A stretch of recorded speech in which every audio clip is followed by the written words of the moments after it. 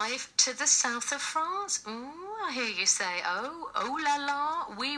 Well, going live to the south of France to find out about the Olympic sport of volleyball. Rachel Bragg from Kidderminster is a member of the Team GB and is playing professionally at Anton Toulon 6-4s La Seine Volleyball Club in the south of France. Bonjour, Rachel. Bonjour. Did I get that name right? Yeah, there's loads of names involved in our club name.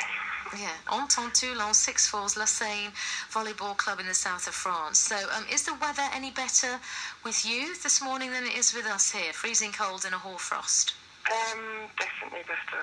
Oh, lovely. Yeah, it's not sunny like it was when I first got out here, but it's just a nice breeze, not too cold. Oh, lovely. Well, there you go. You just took me away from the Midlands just for one little second there. But listen, I'm glad I can help. You're here to talk about volleyball. How come volleyball has taken you to such a fab location, Rachel? Well, as you said, I'm involved in the Great Britain Women's Programme, and out of the squad, all of us are playing abroad in Europe. We've got girls in Spain, a girl in Italy, not Slovenia, that's last year. Okay. Sweden. So you're all in the Team GB squad, but you get out there and you play professionally. So it means you make a living out of it. Do you get paid as much as the footballers? Oh, I wish. Yeah, I kind of knew the answer to that question. So each week on the show, we learn about a different Olympic sport. Beach volleyball in the Olympics is something that my husband always takes a keen interest in, as many men do. I should think, listening across the West Midlands. Is that what you do? No, I play indoor volleyball. Okay, so the beach volleyball and the indoor volleyball, two different disciplines. Yeah. So are the games and the rules the same though? No. Okay, well, let's leave the beach one. We'll find a beach babe to talk about that another day. Let's look at your game of volleyball then. How does volleyball work, Rachel? Okay, it's on a rally point system to 25, and you play 5 sets. The best of 5 sets. So it's first to win 3 sets. So the best of 5 sets. And what was the point scoring again, you said? To 25, and it's rally point. What does that mean? So if you're serving and you lose, the opposition gets a point. It's like tennis. So if the opposition will get a point if you lose your serve. Oh, I see. Okay, so we're trying to get rally points up to 25. It's the best of 5 sets.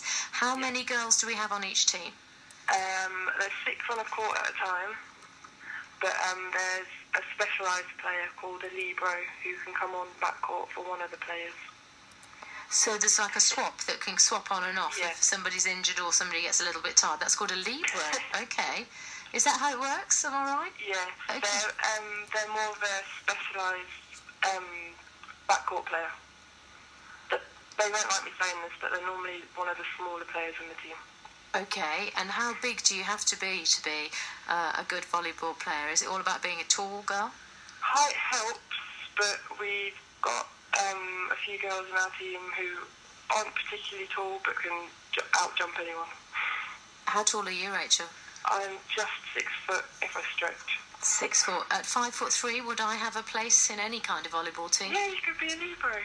Oh, I could be a libero, yeah, because I can jump quite high as well. Okay, I could be the one that you bring in an emergency. I like that. Yeah, okay. You can come on to me when I get a bit tired. And to serve in volleyball, I mean, my dad sort of taught me the basics when I was a kid. You sort of clench your fist and then you smash your wrist into a ball, and it always used to really hurt me. It's probably much more technical than that. So tell us how you serve. Well, there's quite a few different ways to serve. You can do just straight from the floor, so you're standing there, and you actually do it with an open palm rather than a clenched hand. Oh, okay. You just slap the ball with your hand, do you? Yeah. Okay. So that's one, and it's called a stand and float serve. Or you can it's the same technique, but you do it with a jump, so that would be a jump float serve. Or there is a jump spin serve, which is like an actual hit. So you throw the ball up yourself and then you run into it and hit it. So, and you sort of, is it like tennis as well, as you sort of smash it over? Do you have like a service area within the court? No, there used to be, but there's not anymore. You have to obviously stand behind you can't touch the baseline with your foot. Right, so it's like tennis, you're stood behind the baseline. Yeah. And then you've got but you can move anywhere along the baseline, so it's not like half and half like tennis. So we've got a stand and float, a jump float, and a jump spin serve. Yeah.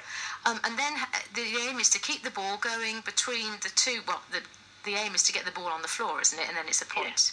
Yeah. Okay, yeah. But the rally, how does the rally work in volleyball?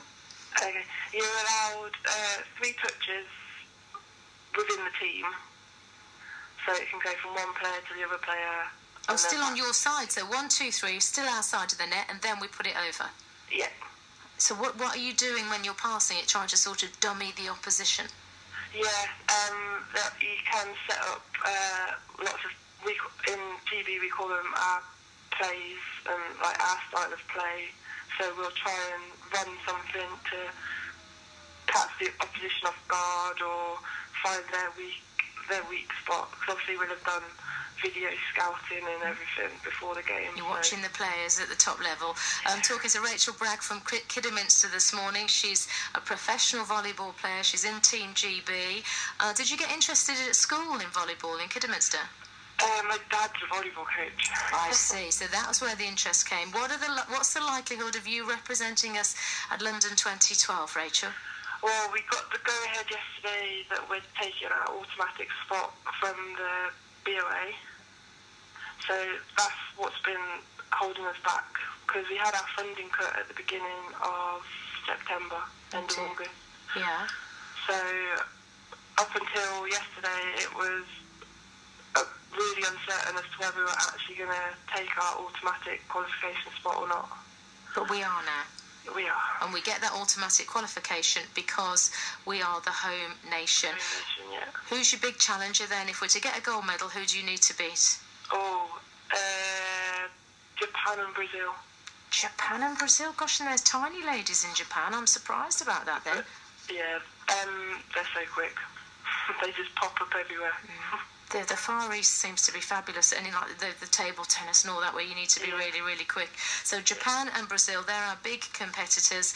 Rachel Bragg, have a lovely time in the south of France, and we'll definitely be following your career now as we head towards 2012. So if you want to Twitter us or keep in touch with the programme, whenever you win a medal or win a competition, I shall let people know what you're up to. So Rachel, lovely to speak to you this morning.